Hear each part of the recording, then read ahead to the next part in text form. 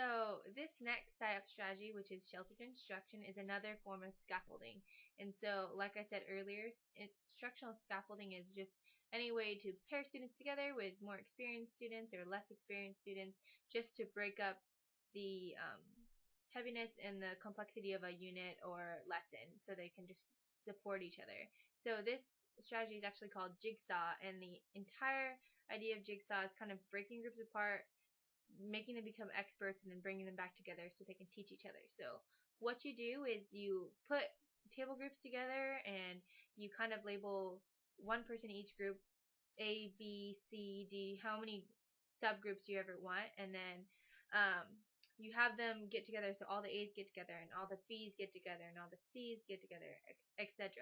And then you pass out a text. It's a uniform text to the entire class, and you give each group a something you want them to become an expert on. So if you were studying World War II, you might want to give group A locations of wars, and you'll give group B people in the war. You'll give group C effects of the war. You'll give group D what America did during the war, and that's kind of how it goes all the way down the line. Just to you decide what you want them to be experts on. So it's up to you, which is an awesome thing about these strategies, is each teacher can make them unique to what they want them to be able to do.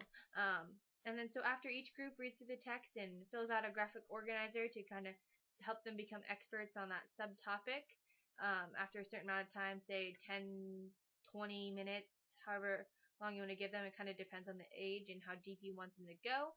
You have them go back to their original table groups and share out with each other. So by the end of the lesson, each person is an expert on all of the subtopics that each different group learned about. So this is just a great way to split up the complexity of a unit like World War II, which is crazy and really confusing, and just a big text can become really simple if you're just looking for a certain thing.